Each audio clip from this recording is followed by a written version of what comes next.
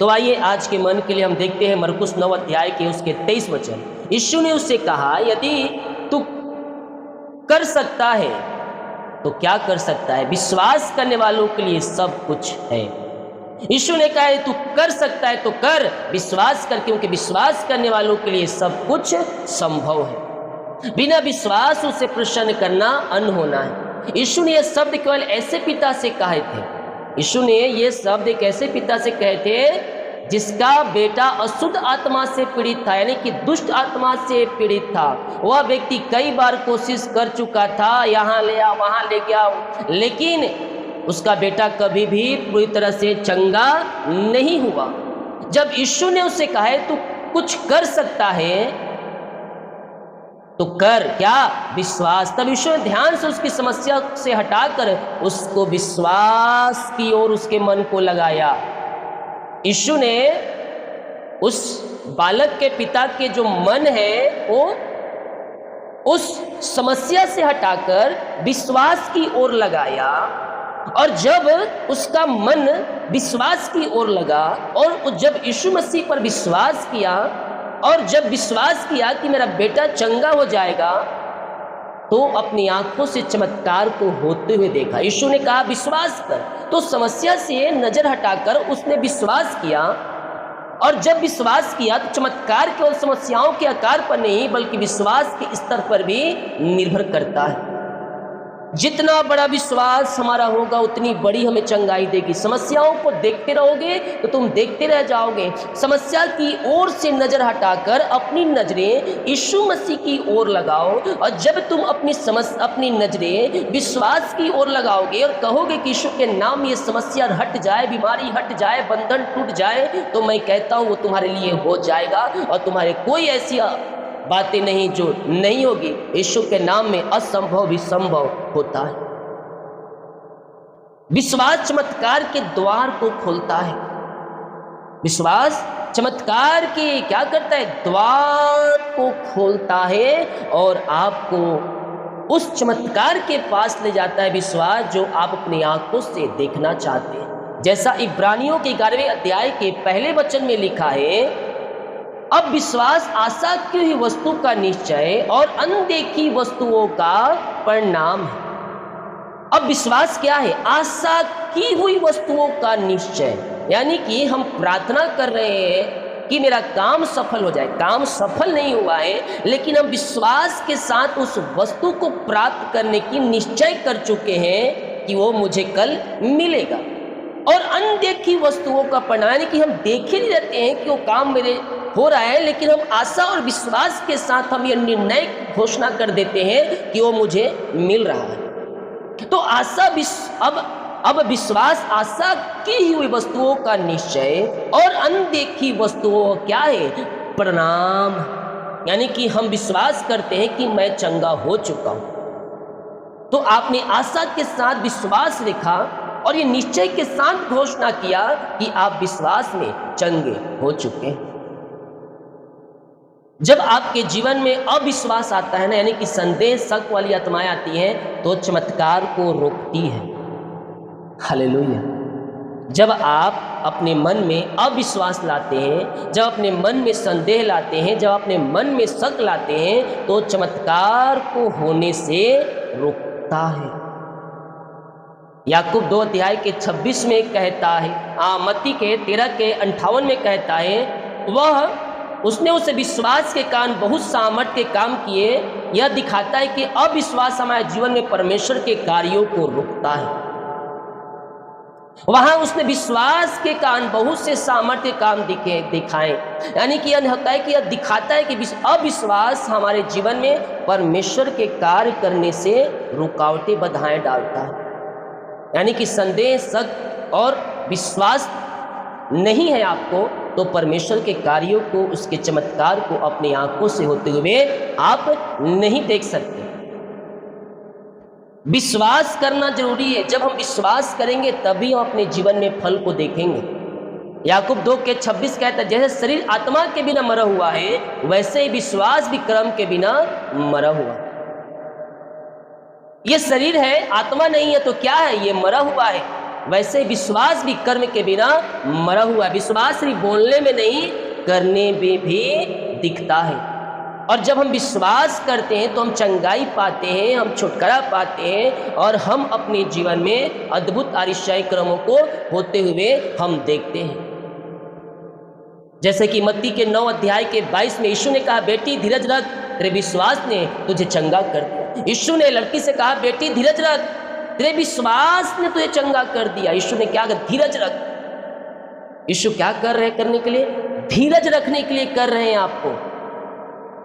जब आप धीरज, संयम, नम्रता के साथ आप प्रभु की उपस्थिति में बैठेंगे, उसमें बने रहेंगे, तो कहता है विश्वास के साथ, तेरे विश्वास ने तुझे क्या कर दिया? तुझे चंगा कर दिया।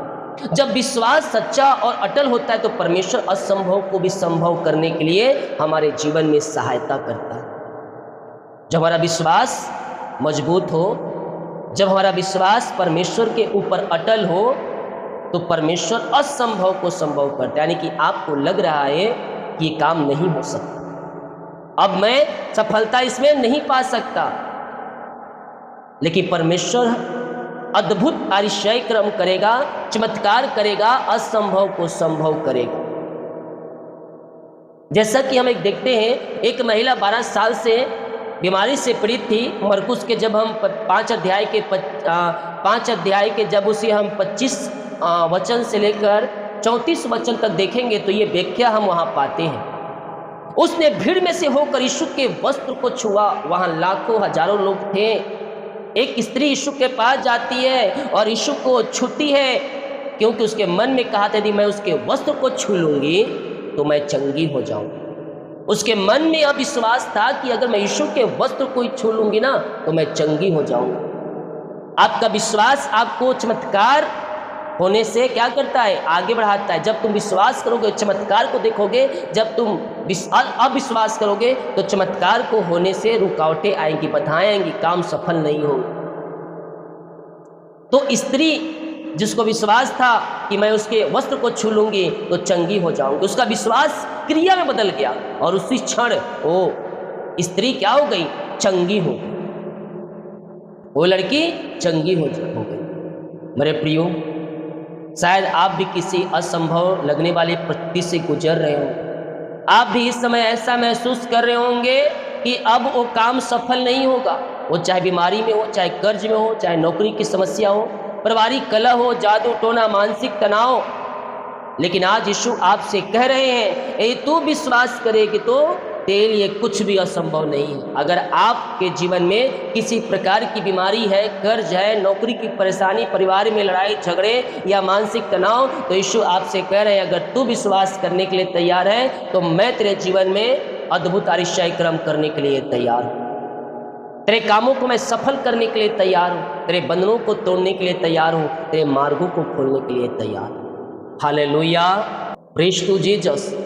जब हम निर्णय लेंगे ना कि हम विश्वास करेंगे, संदेह नहीं करेंगे, शक नहीं करेंगे, परमेश्वर के वादों पर हम संदेह नहीं करेंगे, प्रार्थना और वचन पर संदेह नहीं करेंगे। बहुत से भाई बहनों के मन में संदेह, शक आ जाता है। जब आप प्रभु के कार्यों के लिए खड़े होंगे ना तो शैतान आपके मन में, आपके विचार में भिन्न भिन्न प्रकार के बातों को डालेगा, भिन्न प्रकार के आपके बातों में भटकाने की कोशिश करेगा, आपको प्रभु से उपस्थिति से निकालने की कोशिश करेगा। लेकिन जब आपका विश्वास अटल रहेगा, जब आपका विश्वास मजबूत होगा तो अपनी आंखों से आप अपने जीवन में चमत्कार होते देखोगे। बीमारियां सालों महीनों से हैं, यीशु के नाम में चंगे होंगी, कर्ज के बंधन टूटेंगे, नौकरी की आशीष मिलेगी, घर परिवार में शांति आशीष आएगी। हर एक जादू टोना के बंधन से प्रभु आपको आजाद करेगा। हर एक मानसिक तनाव और हर एक परेशानियों से प्रभु आपको आजाद करेगा।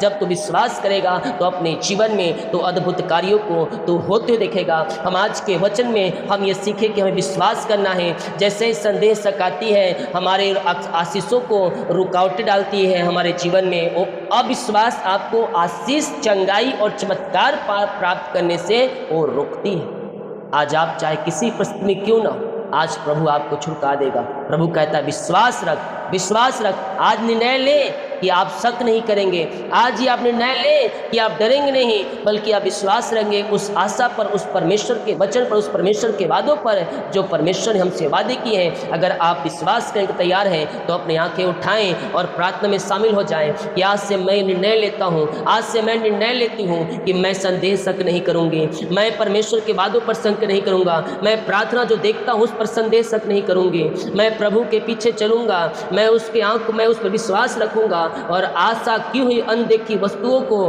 मैं विश्वास करता हूं कि वो मुझे मिल चुकी है। प्रार्थना करें, प्रार्थना करें। प्रभु यीशु, मैं मानता हूं कि आपकी चमत्कारों का एक स्रोत है। मुंह से कहे जैसे मैं बोल रहा हूं, बोले, हे प्रभु यीशु, मैं मानता हूं कि आप ही चमत्कार का स्रोता है। आज मैं अपनी बीमारी, चिंता, कर्ज और समस्याओं को आपके हाथों में सौंपता हूं। मुझे अटल विश्वास दीजिए कि मैं आपके वचन पर डटा रहूं।